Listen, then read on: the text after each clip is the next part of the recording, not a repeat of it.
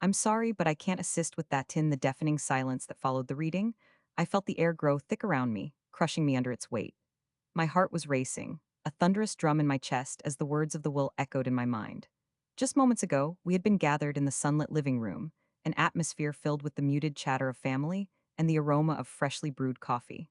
Now, it felt like an avalanche of betrayal had buried me in a bleak landscape of despair. Panic surged inside, and before I could even think of the consequences, I flung open the sliding glass door and stormed out into the backyard. The cool evening air bit at my skin, sharpening my senses. A landscape of my childhood unfolded before me. The patchy green lawn that grew browner every summer, the rusted swing set barely hanging on its hinges, and the old oak tree that had seen countless summers and heart-wrenching winters. I could hear the faint chirps of crickets, but beneath their serene melody, my heart thudded louder with every beat. I paced back and forth, my thoughts racing like the whirlwind of emotion inside me. What kind of mother stands by while her own child takes everything from me? I breathed out loud to the empty yard, my voice trembling. I clutched my hands into fists, feeling the rough edges of the inconsistently mowed grass beneath my feet. I could feel betrayal oozing from my very veins, and it stung. It made me feel exposed and vulnerable, emotions I had worked so hard to bury. As I took a deep breath, searching for calm in the suffocating haze, my mind kept flashing back to those family dinners that now felt like cruel jokes. Humor and cheers once filled the air while we sat around the table, sharing stories and laughter. Every compliment I received felt trivial compared to the effortless praise poured over Kyle's mediocre achievements. He's so charming.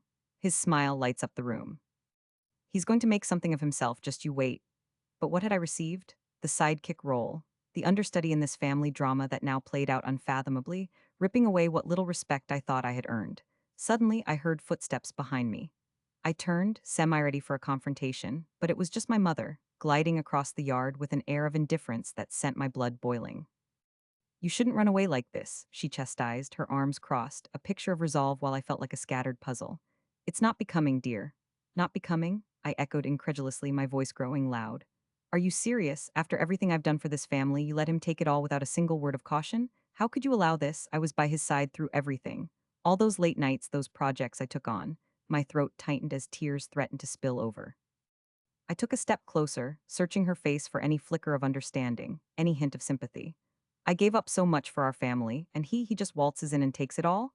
She shrugged as if dismissing a fly buzzing around her head. He made his choices, you should respect them. The finality in her tone struck me harder than I anticipated. It felt like she had ripped my heart out and handed it to me on a silver platter, raw and bleeding. You cannot be serious, I replied, my voice shaking from both rage and disbelief. He's got everything handed to him on a silver platter, while I work my tail off to prove I am worthy of this family name. I am not the one who should be respecting anyone's choices. Her eyes remained as void as ever, cold, unyielding. Each moment stretched painfully in the air between us, heavy with the weight of unspoken words. Amelia, it's not as simple as you think, she finally said, the edges of her voice softening slightly. I felt my anger deflating for a brief moment into confusion. Life is not fair, and sometimes you have to accept that. Was that really all she could offer me? A lesson on fairness served cold in the shape of indifference? Is that really all you can say? You're just going to let him take what's rightfully mine? I struggled to keep my composure, but my voice caught in my throat, simmering with heartbreak. She rolled her eyes, an unbearable weight plastered across her expression. You're being dramatic. You need to understand that Kyle has his own strengths and connections. He's making the most of what he was given. Strengths, connections? Kyle has charm and charisma. That has nothing to do with actual competence. When will you see that? I could feel the volcano inside me bubbling to the surface, venomous and unyielding. Amelia, I don't want to fight, she sighed. This is how it is. You need to move on. I wanted to scream, throw my hands up in surrender, then shake some sense into her. How could she not see my pain? How could she just shrug off the years I had devoted to this family? Each family dinner played and replayed in my mind as if they were the tones of a record where I stood in the background, fading away, while Kyle took center stage. And then I felt it. The anger shifted, crystallizing into something more potent, sharper. A relentless determination began to rise, fueled by the realization that this was not just about my inheritance anymore. This was about reclaiming what was rightfully mine and ensuring that Kyle could not walk away with our father's legacy like it was his prize. I was not going to let him rob me of my dignity any longer. I stepped back from my mother, grounding myself in that solid resolve. When I was younger, I looked up to you, Mom. I thought you would teach me how to fight for what's right. But instead, you just let this happen. I couldn't let her see the tears that pooled in my eyes. I will not just stand by anymore. What do you plan to do? She asked, raising an eyebrow with skepticism as if daring me to say something foolish. Deep down, I could see the subtle shift in her posture, an inkling of concern hidden behind her defiance. The corner of my mouth twitched. I am going to dig deeper into this family business. My father might have rescued it from the brink before, but with Kyle now at the helm, I can't trust that it will remain intact. I turned, moving back towards the house, each step flooding my veins with adrenaline. My heart raced as I continued, and I intend to uncover every hidden detail, every shady invoice, and every questionable deal. If he thinks this is his victory, he is sorely mistaken. Her voice followed me, exasperated and chilling. That can be dangerous, Amelia. You're playing with fire. Good, I shouted, glancing back over my shoulder, my resolve igniting like a spark in a darkened room. I'm ready to get burned. I rushed back inside, my mind swirling with countless scenarios. I envisioned myself wading through mountains of paperwork, unearthing the secrets my father had buried deep, wading through potentially criminal activity that Kyle had enabled. Each click of my fingers against the keyboard in the coming days would become a symphony of justice. I was ready to find my footing amidst the ruins of my family's betrayal. I would be the storm that threatened to take everything Kyle had built, waiting quietly to unleash chaos. The trust and love I had once felt for my family were now muddied, weighted down by resentment and betrayal. But rather than wallowing in that despair, I felt a fire light within me as I considered the mountain of evidence I had yet to explore. I glanced around the living room, currently a prison of mixed sentiments and silence. With each flick of my pen over the documents I'd recover, I would arm myself with the truth. This was only the beginning of the reckoning that was about to unfold. Justice was no longer a distant wish, it was a promise I made to myself. I steeled my resolve, knowing that soon, Kyle's arrogance would meet the hard wall of reality. The family legacy would not be lost on my watch. I would rise, fueled by the fires of betrayal, reclaim my rightful place in this family's history, and ensure that when the dust settled, it would be me standing tall in the sun fueled by a mixture of rage and determination. I contacted a lawyer specializing in financial fraud. His office was a small room tucked away in a bustling part of the city, the walls adorned with diplomas and accolades reminiscent of his many victories. The air was thick with the scent of burnt coffee and faint traces of tobacco, a reminder that even in the pursuit of justice, vices lingered. As I sank into the worn leather chair across from him, I felt the weight of all those years I had spent feeling small in my own family. It was as if the brutal truth was a boulder, and with each word he uttered, it began to shift ever so slightly off my chest. I have gathered everything, I said, my voice steady but laced with an undercurrent of fierce determination. I spread the documents across the polished mahogany desk with deliberate care, stacking them in neat piles, a testament of my long battle against deceit. Each paper represented a story of betrayal, evidence of Kyle's manipulation and greed. The lawyer leaned in, his brows furrowed as he scanned the material I had presented. If you have solid proof of mismanagement, he began, and giving insight to the glint of possibility in his eye, we can file a lawsuit against Kyle. With this amount of evidence, he paused, glancing back at the papers spread across his desk, weighing the implications, you have a solid case. At that moment, my heart raced, a surge of adrenaline coursing through my veins. I could hardly contain my happiness. The very thought of standing up to my brother, of making him feel the weight of his betrayal, was intoxicating. I had always been the little sister overshadowed by his charm and charisma, but not anymore. Not this time, I thought, my resolve solidifying like steel. I left the lawyer's office with a newfound sense of purpose. As I walked along the bustling streets of Brightfield, each step felt lighter. The sky was a brilliant blue, and for the first time in ages, I allowed myself to dream about a future where I reclaimed my sense of self. The reality of filing the lawsuit hit me like a wave crashing on the shore, daunting yet exhilarating. There was no turning back now, nor did I want to. A few days later, I finally witnessed the fruits of my labor. Kyle had received the legal notice, and as I slipped into my seat in the courtroom, the atmosphere tingled with anticipation. The dainty wooden benches were filled with people, murmurs rippling like the surface of water as the buzz of conversation drifted. I could see Kyle enter with his usual air of arrogance, his tailored suit clinging to him as if it were a shield. But this time, he could not hide from the truth. As he approached the front, his confident stride faltered for just a moment when his gaze locked onto mine.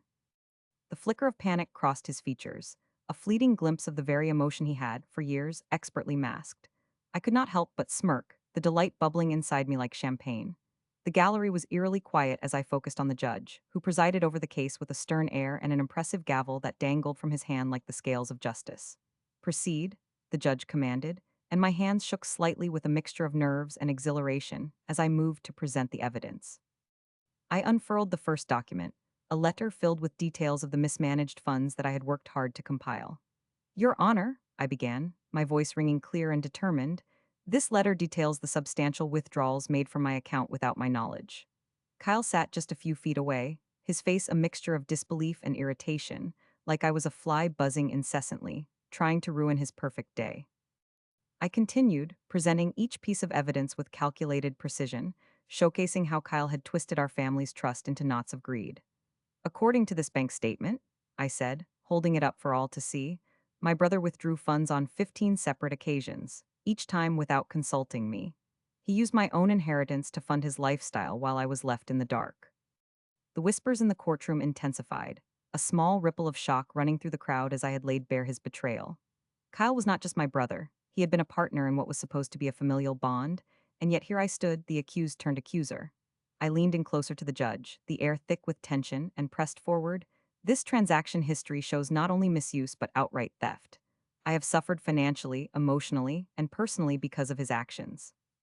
With every detail I revealed, I felt the balance of power shift in my favor. Like a champion boxer, I was landing punches, each confrontation pushing Kyle closer to defeat. Watching him squirm while I laid the case bare was the most satisfying spectacle I had ever witnessed. He was trying to interject, attempting to spin a narrative of innocence, but I cut him off with unwavering confidence. Your Honor, if I may add, these funds were meant for a joint family business, initiated by our parents. Kyle has not only taken my share but also jeopardized the entire legacy. The judge nodded, interest peaked, and I could sense Kyle's facade falter. The sight of his once confident smirk fading away was a delightful turn of events. The clouds behind my anger began to dissipate, revealing a clarity I had never known. Mr. Kyle, the judge remarked, turning toward him, do you wish to respond to these grievances? I watched as Kyle fidgeted, his hands clenching and unclenching at his sides. Your Honor, this is all a misunderstanding, he began, his voice cracking ever so slightly, a tremor betraying his usual control. There were always discussions regarding financial decisions. I didn't want my sister to worry. She was barely capable of understanding the complexities of. You mean complexity of using my funds, right? I interrupted, feeling the power surge within me as my words slashed through his attempt to manipulate. The gallery erupted with murmurs, and I savored every bit of shock and disbelief, imagining how shocked he must have felt. Your Honor, I have provided clear evidence of deceit. I pushed forward, the fire of determination igniting inside me, and I demand accountability for these actions. As I stepped back, taking a deep breath, the judge leaned back in his chair, bubbling with contemplation. The tension in the air was palpable, a collective breath held in anticipation. I could see a flicker of uncertainty in Kyle's eyes, a crack in the once impregnable facade he had built around himself. I was no longer the invisible sister, I was the challenger. After reviewing the evidence, the judge announced, his voice booming across the courtroom and igniting my heart with every word, it is clear there's substantial justification for this lawsuit. A thrill raced through me, and I felt my face stretch into a smile that could not be contained. The taste of victory was so close. Kyle, you must pay back every single dollar you misappropriated, the judge continued, his gavel striking down with authority. The room erupted into a mix of gasps and whispers. I could see Kyle's disbelief. His mouth fell open as the reality of what just occurred washed over him. With each word spoken by the judge, I felt my heart soar higher, a rush of vindication pulsing through me. Flashes of memories from our childhood came rushing back, growing up in the shadow of his brilliance, always feeling less than enough, but no more. As Kyle sat there, his face pale and battered by all that was happening, I knew this moment was mine. I had taken back my narrative, my identity, and my power. Watching him struggle to contain his shock was like savoring the sweetest revenge, and I relished each second of it. Court is adjourned, the judge decreed, and as the gavel resounded through the air, I felt the sting of a great burden finally lifted. The courtroom began to empty, but I remained rooted in place, a mix of joy flooding through me, knowing I had unveiled the twisted truth. I watched as Kyle leaned forward, burying his head in his hands, a man shattered by the fragile empire he had built on deceit. Finally, he felt the weight of his betrayal. I could almost hear the shatter of his illusions echoing in the silence that followed. I knew this victory was just one step on a long road, one that would forever change the dynamics of our family. As I stepped out of the courtroom, the sun gleamed through the windows, and I felt as if I was walking on air. I could still taste the irony of victory. It was fresh, sharp like the first breath after a storm. I had reclaimed my voice, and I would never be silenced again. The court ruled in my favor, and as I sat at my dining room table, the sunlight streaming through the sheer curtains, I gazed down at the check resting in front of me. It felt surreal to finally hold something tangible after years of struggle. $500,000. I shook my head, hardly believing it. It was more than enough to live on comfortably, yet the money felt insignificant compared to the emotional turmoil that had brought me here. I could still hear the echoes of my father's voice in my mind. Words that once held power and love now felt like a distant memory. Amelia, your brother is the one the family has always believed in, he had said, his voice drenched in disappointment during our last conversation. I had tried to explain my side, to show him that I was worthy of love and attention, but he had looked at me with such indifference that it shattered a part of me I did not know existed. Here I was, finally free, but the scars remained, deep and painful. I pushed the check aside and picked up the phone. It was time to make some calls. I wanted to ensure others suffering a betrayal like mine had a voice. Hi, is this the hotline for betrayed families? I asked when a warm voice greeted me on the other end. The woman's compassion wrapped around me like a blanket. Yes, it is. How can we help you? Hi, my name is Amelia Carter, I started, the weight of my truth pressing against my words. I recently won a sizable settlement and I would like to donate a portion to your charity. Thank you so much, Amelia. Donations like yours allow us to support families who have been shattered by betrayal. How much are you looking to donate? She inquired, genuine excitement bubbling through her voice. Let's say I would like to donate $50,000, I said, my heart racing at the thought of helping others and providing validation to those like me. It felt liberating to rise out of the shadows, to allow my pain to guide me towards something meaningful. Wow, thank you, that's incredibly generous, she replied, and I could almost hear her smiling. We rely on people like you to keep our mission alive. Can I get your contact information and set up a time to discuss this further? After hanging up, I felt a flush of warmth in my chest, as if a fire had been ignited. This was my path, a step toward reclaiming not only my worth but also the legacy of my father. I didn't want his story to end in bitterness and betrayal. I wanted it to echo a message of resilience and compassion. As I gathered my thoughts, the enormity of my decision to invest the remaining money into a venture of my own began to take shape. What kind of business could I start that honored my father and would reflect the values I held dearly? I immersed myself in my imagination, letting the ideas flow freely like water from a spring. There was something about bringing the community together that sparked excitement within me. Maybe a wellness center, one that specialized in emotional and mental healing? Yes. I said aloud, surprising myself with my enthusiasm. A place where people could come to heal from their inner wounds, just as I was learning to do. I picked up my tablet and began jotting down ideas for the Wellness Center, careful to include offerings like counseling services, workshops for those dealing with betrayal, and perhaps even a cozy cafe where patrons could sip herbal teas surrounded by uplifting books.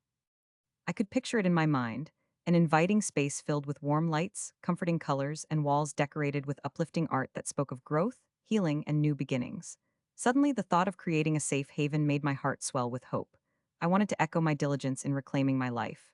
The betrayal had been suffocating, but now I could breathe once more. I could build something vibrant, a legacy that belonged solely to me, and carve out a fresh page in my life. Later that evening, I found myself at the local coffee shop, brewing with creative energy, laptop open, tapping away at the keyboard. The atmosphere was bubbling with the scent of fresh coffee and the low hum of chatter around me, a familiar comfort.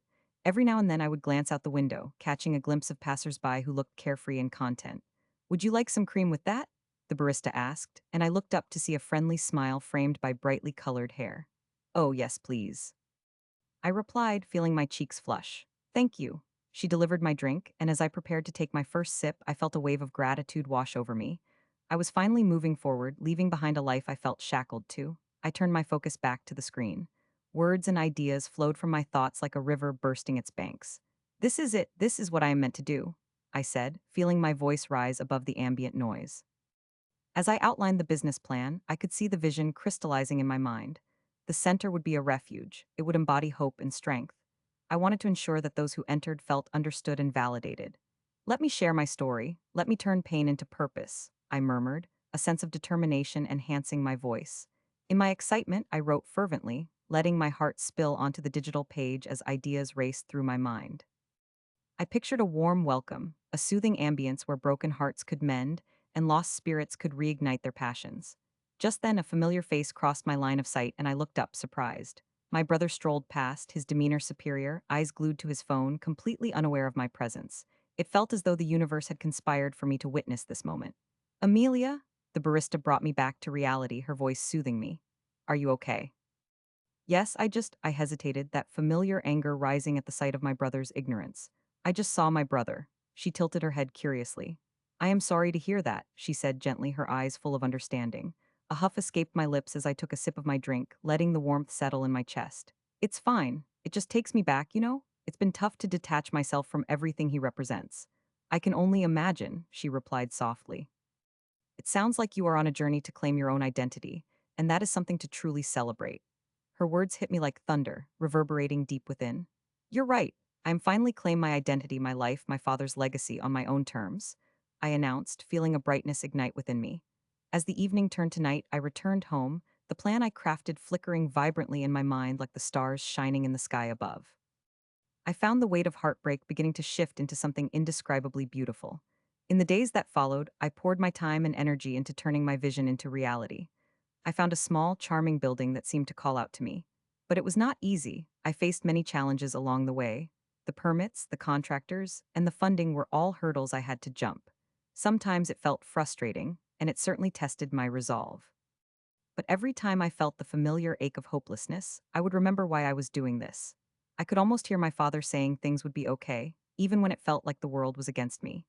This journey is much bigger than me, I would remind myself, my heart swelling with renewed strength. I would not let my father's legacy fade. Instead, I would honor it. Years of strife had made me who I was, and now I could channel that energy into something meaningful. My heart no longer felt heavy, but light as I envisioned the center filled with laughter, healing conversations, and camaraderie. As I prepared for the opening day, I invited people from all walks of life, sharing the purpose behind the center. I reached out to the charities I had donated to and extended a hand to those who had been victims of familial betrayal. When the big day finally came, I stood at the entrance, my heart pounding with both excitement and nervousness. I inhaled deeply, the scent of freshly painted walls and blooming flowers invigorating my spirit. I had taken the reins of my life. This was not just the culmination of my efforts, it was a reawakening. I was no longer defined by what I had lost, but by what I had chosen to rebuild from the ashes of betrayal. As the first patrons walked through the doors, I smiled warmly, ready to embrace each one as they stepped into a sanctuary I had envisioned with all my heart. And for the first time in years, I felt truly alive, standing firmly in my truth, ready to face whatever the future held. I had stepped into the light after too long wandering in the darkness, and that victory was sweeter than I ever thought possible as I navigated my new venture. The memories of my past haunted me less frequently. Bitter taste of betrayal and the sharp edges of disappointment had dulled into a distant echo, and with each passing day, I poured my efforts into my work with increasing fervor, the rhythms of my new life becoming a melody that I could finally dance to. My heart had once been a fragile glass, shattered by the sharpness of family betrayal, but those pieces had been assembled into a stronger mosaic, and out of the rubble, I'd built a community that felt like home. I was not just surviving, I was thriving. The heartbreak instilled a fire in me that ignited every corner of my life. I became a beacon for others who felt lost or abandoned, the kind of person I had always hoped I could be. I dedicated my afternoons to building connections, fostering creativity, and lifting those who had been cast aside. Each challenge I overcame felt monumental, and with every triumph, I felt the burdens my father had placed on me beginning to lift, transforming me into someone I could finally recognize as strong and worthy. But then, one afternoon, just as the mild spring breeze wafted through my window, I felt my phone vibrate against the table, pulling me back into a world I thought I had left behind. The text from Kyle read simply, "I want to talk." My heart raced. It was as if a tidal wave of emotions washed over me, dragging along the memories I had tried so hard to bury. What could he possibly want? Did he need money? After all this time, did he genuinely want to patch things up? I hesitated, my thumb hovering above the screen as I checked the message again, the words blurring momentarily as other questions tumbled through my mind. Did he want to apologize? Was it manipulation cloaked in a guise of remorse? Determined not to give in to the old fears, I finally typed back my agreement to meet him at the coffee shop we had frequented during better days. As I walked into the cozy little space, with its warm, earthy tones and the inviting aroma of freshly ground coffee beans mingling in the air, tension thickened the atmosphere. My gaze swept the room, landing on moments frozen in time, couples laughing over steaming mugs, friends animatedly discussing their day, and a quiet corner where shadows flickered as the sun fought to break through the clouds outside. The jangling of a bell announced my entrance, and for a brief moment, everything around me faded until I could see only him. Kyle was seated in our usual corner, the sunlight bathing him in a gentle glow. He looked vulnerable, a shadow of the confident man I once knew. Gone was the familiar bravado. Instead, his shoulders slumped, his eyes cast down into the beige depths of his coffee cup. As I approached, his head lifted. I wrestled with a bittersweet cocktail of emotions, confusion, anger, and an unexpected flicker of concern, but I kept my face neutral, hoping the walls I had built would hold strong. "Hey," he said, his voice barely piercing the ambient noise of the coffee shop. I could hear the tremble beneath his tentative greeting, and though it ignited a flicker of hope in me, I steadied myself. "Hi," I replied, taking a seat across from him, feeling the familiar rush of adrenaline as I crossed my arms defensively over my chest. The space between us felt like an unbridgeable chasm built from betrayal and hurt, each memory weighing heavier than the last. I really appreciate you coming," he started, his fingers nervously tracing the rim of his cup. "I know it's been a while and I don't expect you to forgive me right away, but I need you to know I finally understand. I've been living in your shadow my whole life. I never appreciated you and I am sorry." Those words hit me like a punch, hitting the wound that I thought had begun to heal. They hung in the air, heavy and pulsating. For a brief moment, a softening tugged at my heartstrings, like the delicate pull of a forgotten memory. I could remember laughter, the warmth of a shared joke, the bubbling camaraderie we had once known. But then the images faded, replaced swiftly by the sharper memories of betrayal, his betrayal. "Kyle," I began, my voice steady although each breath felt like dragging a weight behind me. "You made your choice, you made it clear what you value more." As the words left my lips, they echoed inside me, hurt and defiance mingling. Distant echoes of my father's criticism seeped into my mind. "You are too weak. You don't even know what it means to be strong." Just like that, the chains of doubt began rattling in the background. I took a deep breath, steeling myself. "You have to live with it." I watched as his features twisted under the weight of my words. His eyes glistened, a layer of moisture pooling there, and it struck me how different he looked, like a film of glass over a once clear surface. I felt a pang of empathy, but it crumbled slowly under the oppressive weight of my own hurt. "I thought I could find a way to erase what I'd done," he confessed, a hint of desperation threading his tone. "I thought if I could just pretend it never happened, that it would be easy to fix things." He paused, searching my expression, perhaps trying to unearth sympathy within me. "But that is delusion, and I've been drowning in it. I just never expected to see you thriving without me. Maybe thriving without you was the only way I could find myself again." I shot back, my emotions rising like bile. "You don't get to come back after everything, after playing me for a fool. You walked away. You turned your back on family, your father's family." The air thickened with unspoken words and long simmering resentment. I could feel the table vibrating beneath my clenched fists, the wood warm to the touch, grounding me. The barista bustled around in the background, oblivious to the storm brewing at our table. "I wish I could turn back time," he said softly, the sheen of tears pooling at the corners of his eyes, shimmering like trapped raindrops on a window. "I wish I could take it all back. What I did to you, to us." I could see it now. The young boy who had admired me once, the brother who felt lost amidst an authority he couldn't reach, and the man who had betrayed me in a way that cut deeper than any sibling rivalry. But I also saw the boy whose choices had turned into someone who could easily erase love in favor of status. Wishing for a different past won't change things. It doesn't work that way. I emphasized the words, feeling empowered as they surged from my lips. The raw honesty of the moment felt electrifying, but it also ignited emotions I had spent a significant time burying. What about all those diseases planted in childhood? The assurances that meant nothing in the end. He looked at me and I could see the tension reflect in his brow, the genuine pains of regret etched into his features. "I can't change the past, but I can change the future," he stated, vulnerability carving into his tone as if I could still be the missing piece to his life puzzle. And for a heartbeat, I faltered again. My heart wavered, almost willing to forgive, almost wanting to leap back into the comfort of familial bonds. But no. "Don't you dare think you can just say, 'I am sorry,' and expect it to heal everything. Apologies don't carry the weight of actions." The clarity was freeing. It was almost exhilarating. The silence between us stretched, wound tight like a piano wire ready to snap.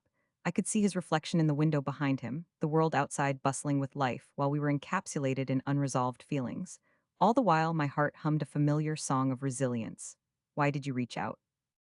I finally asked, curiosity igniting again, though with heavy caution. The truth lingered like an open wound. "Did you need something? Money, perhaps?" "No," he replied, a trembling note of honesty punctuated his voice. "I need to show you how changed I am, how deeply I am regretting the way things fell apart. I am scared of losing you for good." You were always the one I admired. I never put that together until now. And I know it's hard for you to believe that after everything, but I promise. Promises are easy, I interrupted, shaking my head to dispel any flicker of temptation. You're good at those. He swallowed hard, his expression pleading. Amelia, please understand, I never meant for things to go this way. I need to make it right. All I am asking for is a chance to show you the changed person I can be. The sincerity in his voice teetered just on the edge of supplication, and I felt myself teetering on that edge, too, the familiar urge to forgive attempting to breach the walls I had so painstakingly erected. You had that chance, and you blew it, the trust, the family. I softened a tiny fraction, but the anger licked at the edges of my heart.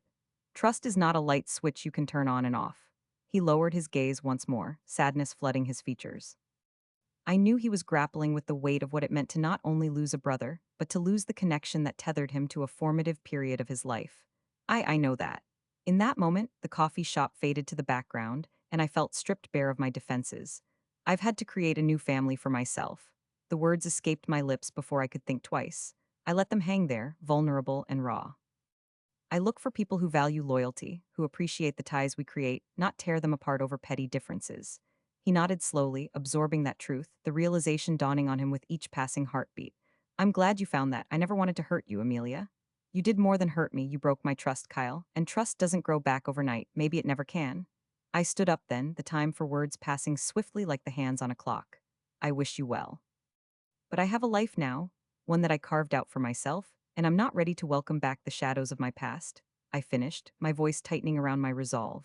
I knew then that closure was not a grand gesture. It was the quiet strength that blossomed from within, a steadfast grip on the knowledge that I had chosen a different path. With that realization, I walked away, leaving him behind in that small coffee shop, the memories dissipating like the steam rising from forgotten mugs. The weight of betrayal lifted off my shoulders as I stepped into the bright sunlight outside. And in reclaiming my legacy, I understood that there was power in choosing who we allow into our hearts. The family I had lost could be a family I reshaped, filled with love instead of betrayal. Days later, I would reflect on that meeting and the feelings it had drawn forth, a bittersweet symphony of longing and freedom, reminding me that what mattered most was finding love within myself and from those who lifted me up. I had finally reached a sanctuary built not from blood relations, but from genuine compassion. It was my legacy, defined on my terms, and nothing could take that triumph away from me.